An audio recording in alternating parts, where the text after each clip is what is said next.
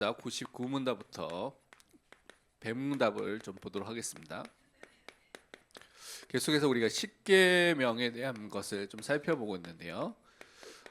십계명을 통해서 우리가 또 지켜야 될 것, 응답받아야 될 부분들을 우리가 또한 확인하고 또 중요한 부분들이 하나님의 인도함을 확인해야 되겠습니다. 99문에서는 물어보기를 하나님께서 우리에게 제 세 번째 계명, 제 3계명에서 요구하신 것이 무엇입니까? 라고 물어보고 있습니다.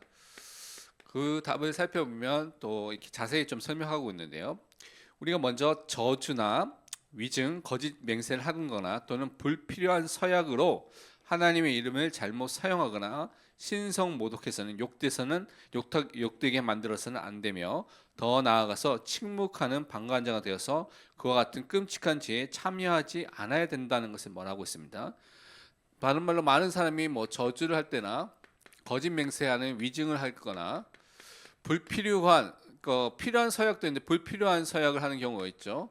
그때 하나님의 이름을 헛되이 망령되게 그냥 마음대로 막 사용하고 그것을 통하여서 신성 모독을 하는 하나님의 이름을 욕되게 만드는 일들을 하는 경우가 많이 있는 것이죠. 또한 이런 일이 일어났을 때 우리가 현장에 일어났을 때 그냥 그 현장에 그것을 알고도 방관자로 가만히 있어서 그 죄에 또한 참여하는 자가 돼서는 안 된다고 오늘 말씀해 주신 것입니다. 그래서 이것을 다시 한번 요약하면 하나님의 거룩한 이름을 두려워하고 존경하는 마음으로 사용해야 되고, 다른 말 우리는 하나님이 누구인지를 알고 경외하는 마음으로 하나님의 이름을 사용해야 되고요. 그것을 통해서 어떻게 사용해야 되냐? 하나님이 우리가 우리 모든 말과 행실에서 하나님을 바르게 고백하고 바르게 부르고요. 하나님을 찬양할 수 있도록. 그래서 우리가 그의 이름을 바르게 고백하는 것, 그리고 부르고 기도할 때를 말하겠죠. 그것을 통하여서 그의 이름을 통하여서 하나님께 영광을 돌리는 찬양하는 일을 하는 것을 제 3계명에서 우리에게 말씀하는 것입니다. 단지 하나님의 이름을 헛되이 말하지 않는 것으로 끝나는 것이 아니라 그의 이름을 올바르게 고백하고 찬양하는 것까지 우리가 해야 할 것이라고 말씀해 주신 것입니다. 그래서 하나님의 이름 그 자체를 통하여서 우리가 또 하나님을 바르게 알고 바르게 또 증거하는 또 말하는 사람으로 서야 되는데요. 성경 구절이 좀 많기 때문에 보면 레위기서 19장 12절에는 이렇게 말씀하고 있습니다. 너희는 내 이름으로 거짓 맹세함으로 내 하나님의 이름을 욕되게 하지 말라. 나는 여호와이니라.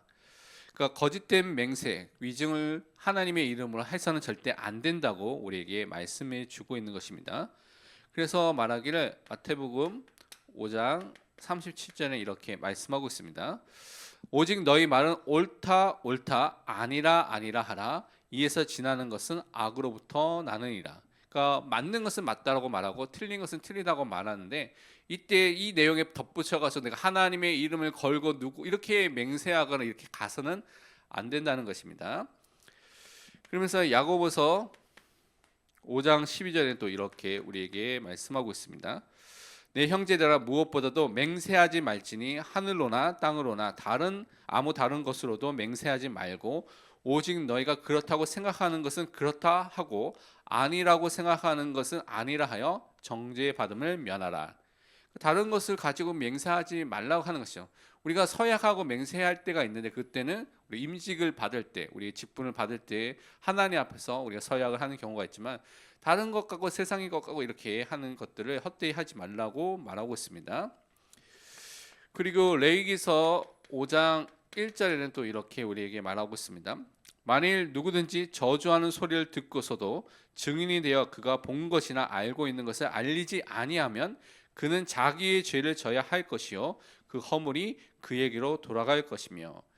그러니까 이렇게 하나님을 저주하고 그렇게 하는 일들이 일어나는데 방관자처럼 있는 것이 아니라 그것을 직접 말하고 알려야 되는데 그렇지 않으면 자기의 죄가 있다고 그것을 져야 된다고 말하고 있습니다. 또한 잠언 29장 24절에는 도둑과 짝하는 자는 자기의 영혼을 미워하는 자라 그는 저주를 들어도 진술하지 아니하느니라. 하나님과 함께하는 그 축복을 누려야 되는데 이거 죄인들과 함께하고요. 그런 사람의 자리에 있는 사람들은 그런 하나님의 저주하는 소리를 들어도 그것을 말하지 않는 죄악이 있게 되는 상태에 있게 된다고 말하고 있습니다. 그래서 우리는 시편 99편 1절에서 5절의 그 축복을 회복해야 되는데요. 여호와께서 다스리시니 만민이 떨 것이요 여호와께서 그룹 사이에 좌정하시니 땅이 흔들릴 것이로다. 시온에 계시는 여호와는 위대하시고 모든 민족보다 높으시도다. 주의 크고 두려운 이름을 찬송할지니 그는 거룩하심이로다. 능력 있는 왕은 정의를 사랑하느니라. 주께서 공의를 견고하게 세우시고 주께서 야곱에게 정의와 공의를 행하시나이다. 너희는 여호와 우리 하나님을 높여 그의 발등상 앞에서 경배할지어다. 그는 거룩하시도다. 위대하시고 거룩하신 그 하나님, 살아계신 그 하나님을 찬송하고요. 그 이름을 높이는 것이 우리가 마땅히 해야 할 일입니다. 그러니까 우리의 입술의 고백으로, 우리의 삶의 고백으로, 우리의 삶으로서 나타나는 것이 하나님께 영광을 돌리는, 그의 이름을 찬송하고 높이는 것이 나타나는 것이 하나님께서 하나님 자녀인 우리에게 말씀하시고 요구하는 것입니다. 그러니까 우리가 그런 삶을 살고 고백하는 그 은혜 속에 항상 들어가야 되겠습니다. 그러면서 이사야서 45장 23절은 또 이렇게 우리에게 말씀하고 있습니다. 내가 나를 두고 맹세하기를 내 입에서 공의로운 말이 나갔은즉 돌아오지 아니하나니 내게 모든 무릎이 꿇겠고 모든 혀가 맹세하리라 하였노라. 우리는요 하나님 앞에 무릎을 꿇고 그 하나님께 영광을 두고 그분을 또한 주로 인정할 수밖에 없는 그 사람으로 항상 서는 것입니다. 그래서 하나님께만 영광을 돌리는 믿음의 사람으로 서야 되겠습니다. 예레미야 4장 2절에는 또 이렇게 우리에게 말씀하고 있습니다. 진실과 정의와 공의로 여호와의 삶을 두고 맹세하면 나라들이 나로 말미암아 스스로 복을 빌며 나로 말미암아 자랑하리라. 하나님의 성품이 진실하심, 정의, 공의라는 하나님의 성품이 있거든요. 그 성품을 따라서 닮아서 우리가 하나님 앞에서 우리의 삶과 말을 통하여서 올바르게 하나님이 원하시는 것을 갖고 맹세할 때 하나님께서 우리 삶 속에 역사하신다는 것들을 또 말씀하고 있습니다.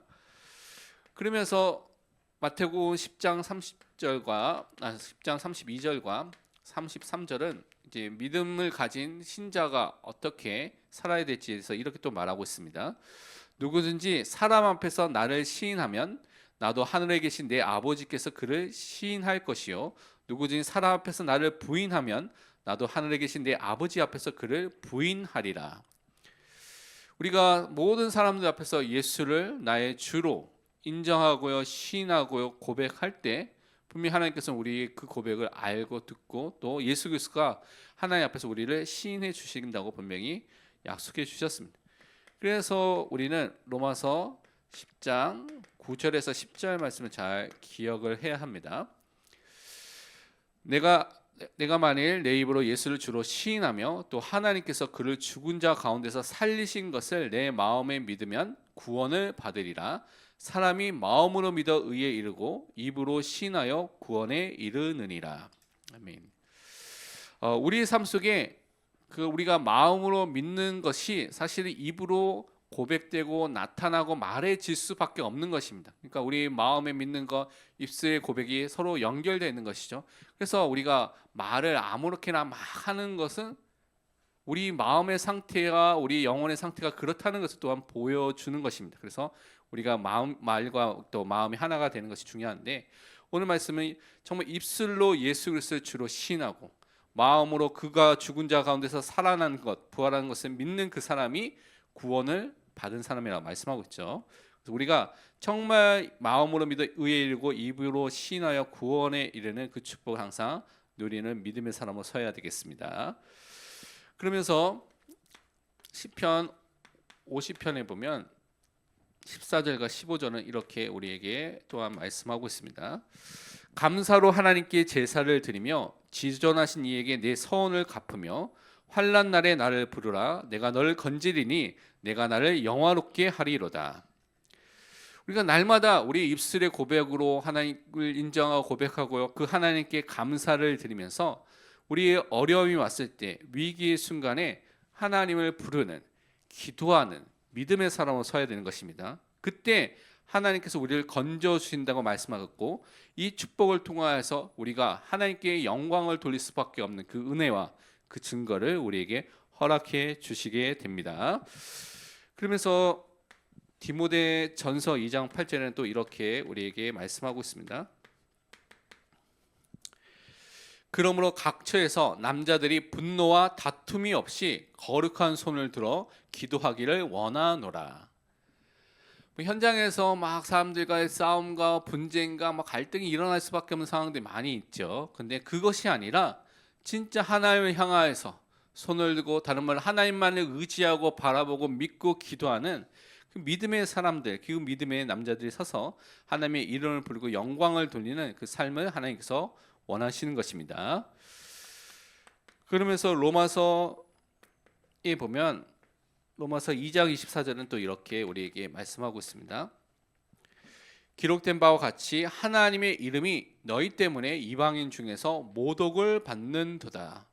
그러니까 우리의 삶이 너무나 중요한 것이죠. 우리의 말이 너무나 중요합니다. 그러니까 삶과 말을 통하여서 사람들은, 불신자들은 여러분이 있는 그런 믿음을 먼저 보는 게 아니라 여러분이 어떻게 행동하는지, 어떻게 말하는지, 어떻게 살고 있는지를 먼저 보고 있는 것이죠. 그런데 우리가 그런 삶을 하나님 앞에 올바르게 살지 않으면 하나님의 이름이 이방인 중에서 모독을 받게 되는, 욕을 받게 되는 거죠. 기독교인이라는 사람들이 왜 그러냐, 나는 욕을 받을 수밖에 없는 그런 일들이 일어난다고 말하고 있습니다. 그래서 우리는 그런 것이 아니라 우리의 삶을 통하여서, 우리의 말을 통하여서, 우리의 모든 것을 통하여서 하나님께 영광을 돌리는, 하나님의 이름이 드러나는, 증거되는 그 축복을 우리가 누려야 될 줄 믿습니다. 그러면서 골로새서 3장 17절은 우리에게 이렇게 또 말씀하고 있습니다. 또 무엇을 하든지 말에나 일에나 다 주 예수의 이름으로 하고 그를 힘입어 하나님 아버지께 감사하라. 그러니까 우리 모든 것을 통하여서 예수 그리스도의 이름으로, 이 이름으로 한다는 것은 그분을 생각하고 그분을 기억하고 그분 중심으로 그분을 향해서 한다는 것이죠. 그러니까 마음대로, 내 마음대로 하지 않게 되겠죠. 그래서 하나님께 감사하고요, 하나님께 영광을 돌릴 수밖에 없는 그런 삶, 그런 자세, 그런 응답이 우리 삶 속에 나타나게 되는 것입니다. 그러면서 마지막으로 디모데전서 6장 1절에는 또 우리에게 이렇게 말씀을 하고 있습니다. 무릇 멍에 아래에 있는 종들은 자기 상전들을 범사에 마땅히 공경할 자로 알지니 이는 하나님의 이름과 교훈으로 비방을 받지 않게 하려 함이라. 우리가 주어진 위치, 주어진 자리, 주어진 직위, 주어진 책임이 다 있습니다. 그래서 이 당시에는 아직 종이 있었던 시대였죠. 성경이 쓰여진 시대는 종과 상전이 있었던 시대였는데, 종으로 있더라도 위에 있는 상전에 대해서 범사에 공경할 자로 알면서 그 일을 마땅히 해야 할 것이, 그것을 통해 하나님의 이름과 교훈이 비방을 받지 않고 모욕을 받지 않도록 하는 방법이라고 말씀해 주셨습니다. 그래서 오늘날 우리도 우리가 했던 그런 지위와 위치가 또 책임에 대한 부분들을 마땅히 다하는 것이 하나님께서 우리에게 말씀하신 것입니다. 그래서 우리가 그 은혜를 항상 누리고 우리에게 맡겨진 것에 또한 최선을 다하는 믿음의 사람으로 서야 되겠습니다. 그러면서 100번째 문답에서는 이렇게 먼저 우리에게 물어보고 있습니다. 그러면 어떤 사람이 맹세나 저주하면서 하나님의 이름을 욕되하고 신성모독을 하는 사람들이 있는데, 그들이 할 수 있는, 사람들이 할 수 있는 만큼 그러한 죄를 막거나 금지하지 못한 사람들까지도 하나님께서 진노하실 만큼 이 신성모독이라는 하나님의 이름을 말하는 것이 정말 중대한 죄가 되느냐, 왜 이렇게 중대한 죄로 생각하느냐라고 이렇게 물어본 것이죠. 다시 한번. 그래서 이렇게 하나님의 이름을 욕되게 하는 것이 정말 엄청난 죄가 되느냐라고 다시 한번 물어본 것입니다. 답을 보면요, 분명하게 그렇다고 우선 답을 하고 있습니다. 하나님의 이름을 신성 모독하는 것, 욕되게 만드는 것보다 더 크고 하나님의 진노하게 하는 죄가 없습니다. 이 죄는 하나님의 크신 진노가 임하게 되는 죄라고 오늘 말하고 있죠. 그래서 어떻게 말하고 있냐면, 그래서 하나님께서는 이 죄를 사형으로 벌하라고 명령하셨습니다. 구약에서는 이 죄에서 하나님의 이름을 모독했을 때 그것을 범한 죄를 사형으로 다스리라고 할 정도로 큰 죄라고 말씀해 주셨죠. 이것은 이제 이름이라는 그 자체가 그 존재 자체를 말하고 그 존재와 연결되어 있습니다. 그 이름을 모독한다는 것은 단지 그 이름만을 말하는 것이 아니라 그 존재, 하나님의 이름을 모독하는 것은 하나님 자체에 대해서 욕하고 모독하고 비방하는 것과 동일하다는 것이죠. 그래서 하나님께서는 이것을 행하지 않도록, 또 그것을 또한 사람들이 하지 않도록 분명히 철저하게 경고해 주신 것입니다. 그래서 말씀이 한 구절만 보면 레위기서 24장 16절 말씀에 보니까 이렇게 말씀하고 있습니다. 여호와의 이름을 모독하면 그를 반드시 죽일지니 온 회중이 돌로 그를 칠 것이니라. 거류민이든지 본토인이든지 여호와의 이름을 모독하면 그를 죽일지니라. 굉장히 엄격하게 말하고 있는 것이죠. 그래서 이것이 한 사람이 그렇게 했을 때 그를 반드시 죽이라는 것은 이 말이라는 것이요, 한 사람을 건너가면 더 커지고요, 더 많은 사람들이 오염이 되고 더 영향을 받고, 그래서 계속해서 불신앙과 같은 이런 것들이 그냥 퍼져나가면 엄청나게 퍼져나가는 것을 우리가 살펴볼 수가 있습니다. 그래서 그것을 하지 않도록, 그래서 어떻게 합니까? 온 회중이, 모든 사람들이 다 본을 깨닫도록, 하지 않아야 되겠구나라는 것을 깨닫도록 그렇게 하려고 하는 것이고, 그것이 이 거류민이든 함께 있는 사람이든 또 이스라엘 백성이든 본토이든 어떤 사람이든 그런 일을 하는 사람은 다 죽이라고, 사형으로 하라고 이렇게 명령해 주신 것이죠. 그만큼 하나님의 이름을 이렇게 신성 모독하고 욕되게 만드는 것을 하나님께서는 굉장히 싫어하는 것입니다. 그렇다면 우리가 생각해 볼 것이, 오늘날 우리가 이런 사형은 당하지 않겠지만, 그렇죠? 하나님 앞에서 하나님의 이름을 모독하는, 욕되게 만드는 그런 삶과 행동과 그런 일들을 혹시 하고 있지 않는가? 그런 일들이 우리 주변에 또 일어나는 것을 저는 좀 요즘에 또 많이 보게 되면서, 하나님 앞에서 하나님께서 분명히 거기에 대한 심판을 하실 것인데, 그래서 하나님께서 원하시는 것이 계속해서 오늘 새벽기도에도 말씀드린 것처럼 다윗이 회개하는 것처럼 하나님께서 회개하는 것을 원하시구나, 하나님께 우리가 돌아서서 우리 삶과 생각과 모든 것이 돌아서서 하나님만을 바라보는 것을 원하시구나라는 것을 또 붙잡게 됩니다.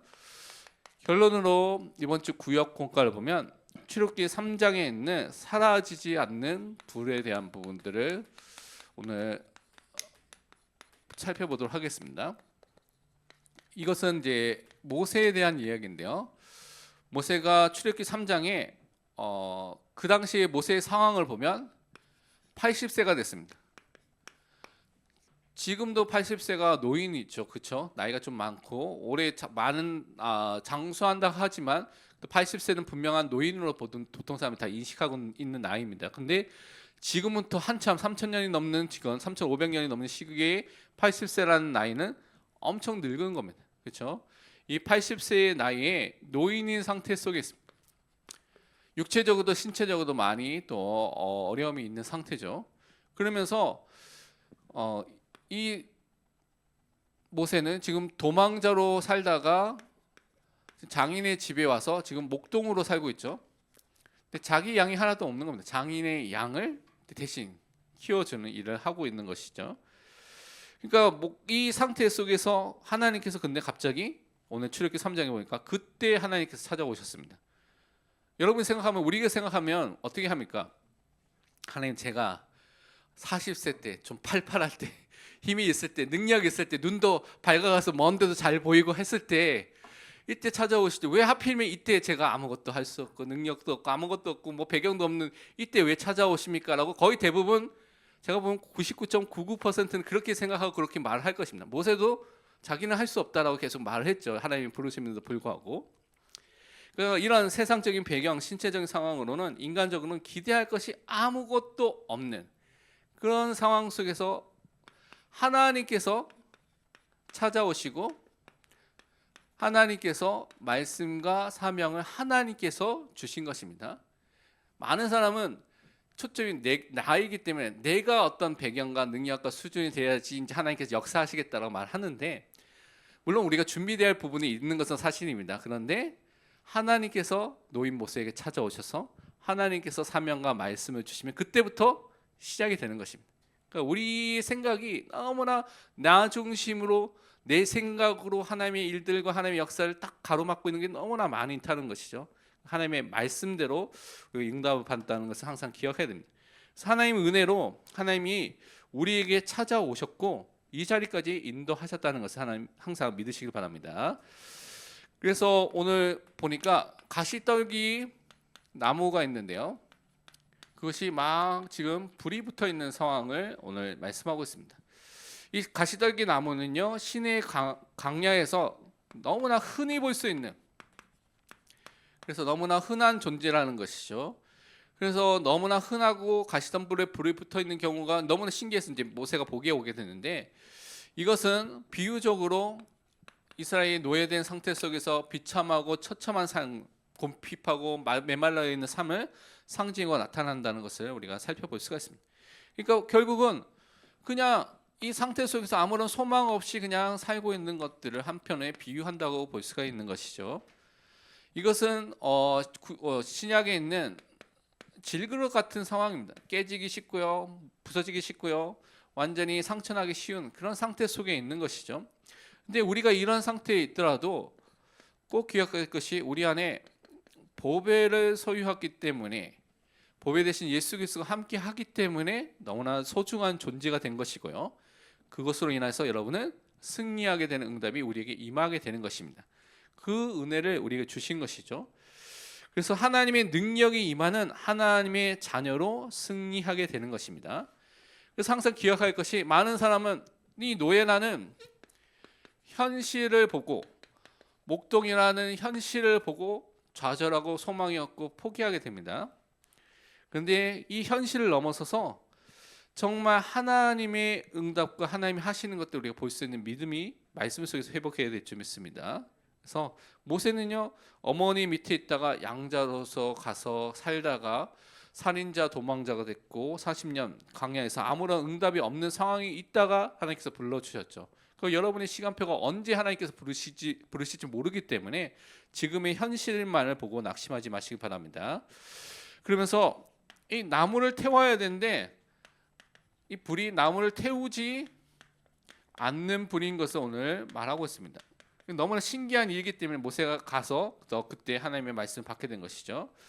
이것은 분명히 고통 속에 있지만 또 신음을 하고 있지만 아직 멸망하지 않는, 그것을 통하여서 하나님의 뜻과 계획이 이루어지게 되는 그 이스라엘에 대한 부분을 미리 상징하고 나타낸다고 우리가 볼 수가 있습니다.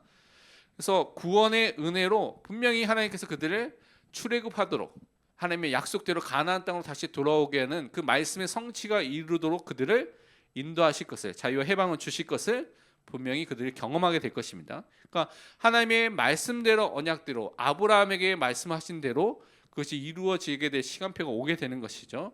그래서 끝까지 하나님의 언약을 붙잡고 그 언약의 사람 하나님께서 인도하신다는 것을 믿으시기 바랍니다. 그래서 우리가 이사야서 43장 1절 2절 말씀 항상 기억해야 됩니다. 야곱아, 너를 창조하신 여호와께서 지금 말씀하시느니라. 이스라엘아, 너를 지으신 이가 말씀하시느니라. 너는 두려워하지 말라. 내가 너를 구속하였고 내가 너를 지명하여 불렀나니 너는 내 것이라.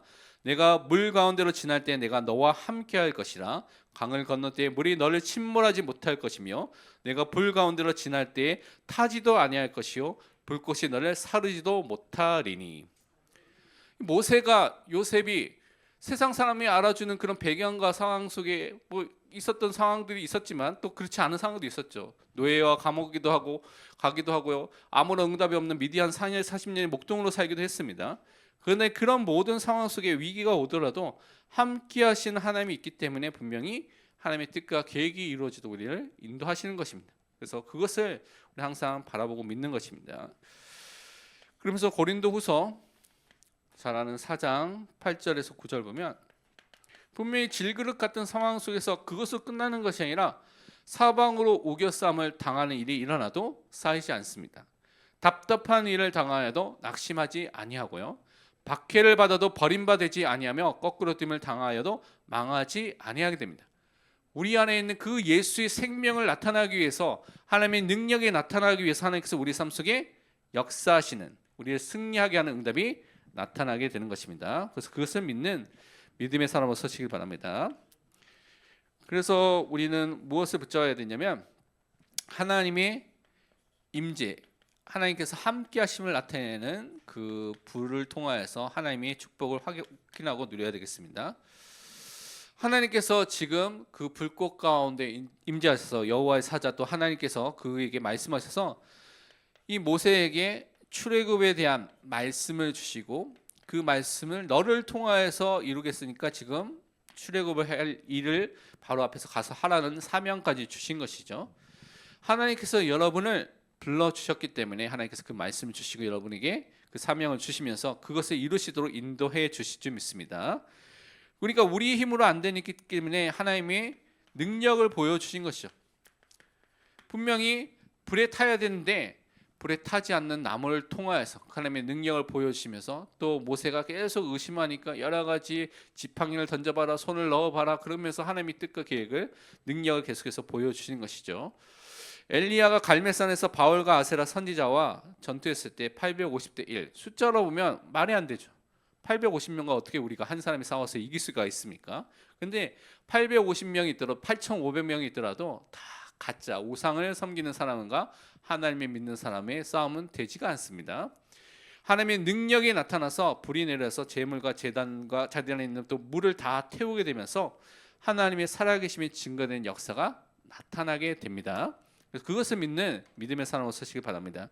초대교회도 다른 것이 아니라 진짜 하나님의 말씀 속에서 기도할 때 성령이 모든 각 사람 위에 불과 바람처럼 임하게 되는, 그래서 모든 사람들에게 기도하는 그 120명의 마가다락방에 있었던 사람들에게 임하게 되는 응답이 임하게 되는 것입니다. 그래서 우리가 하나님의 말씀 붙잡고 기도하는 곳마다 하나님의 임재하심과 성령의 역사가 응답이 나타나는 것을 항상 믿어야 되겠습니다. 그래서 하나님이 지금 우리를 하나님의 말씀으로 불러주셨습니다. 또 하나님의 말씀을 통하여 사명을 주시고 하나님께서 인도하고 계신다는 것을 믿고 그 하나님을 바라보는 믿음의 사람으로 서시길 바랍니다. 함께 우리 기도하도록 하겠습니다. 두 가지를 놓고 기도하는데 첫 번째는 우리 먼저 오늘 받았던 말씀처럼 하나님의 이름을 헛되이 말하는 것이 아니라 그 이름을 높이고요, 경외하고 고백하고요, 하나님을 찬양하는 그것을 통해서 하나님의 이름을 증거해 쓰는 사람으로 모세와 같이 정말 우리가 다른 것이 아니라 하나님의 임재하심을 통해서 모든 상황에서 함께 하신 하나님으로 그 말씀과 사명을 통해서 이루신 하나님으로 승리할 수 있도록 먼저 하나님의 말씀을 먼저 합심해서 먼저 기도하도록 하겠습니다.